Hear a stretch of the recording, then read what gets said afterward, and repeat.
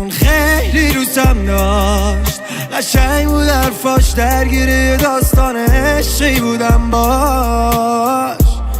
منو باش یه فکر میکردم جدی بود حرفاش، دروغ همه اینا میدونم ولی من خیلی موندم پاش، خیلی موندم پاش.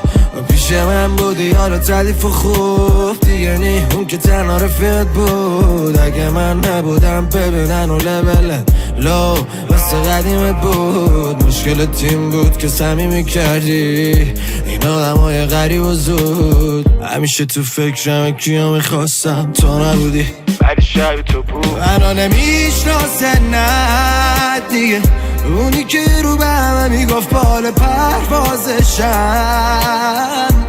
چجوری یادت رفته منو من یادتم.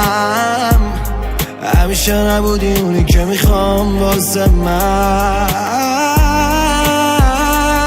منو نمیشناسه نه دیگه، اونی که رو به همه میگفت بال پروازشم.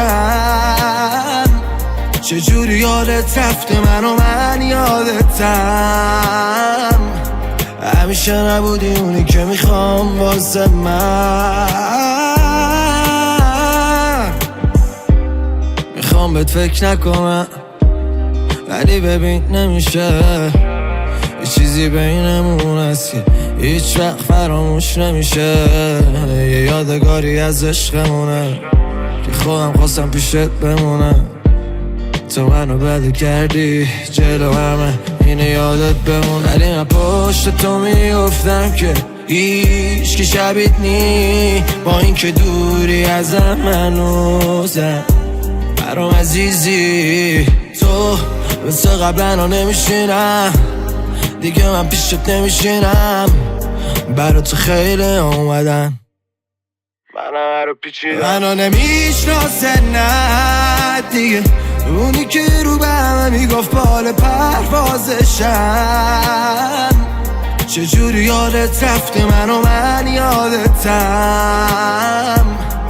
همیشه نبودی اونی که میخوام واسه من.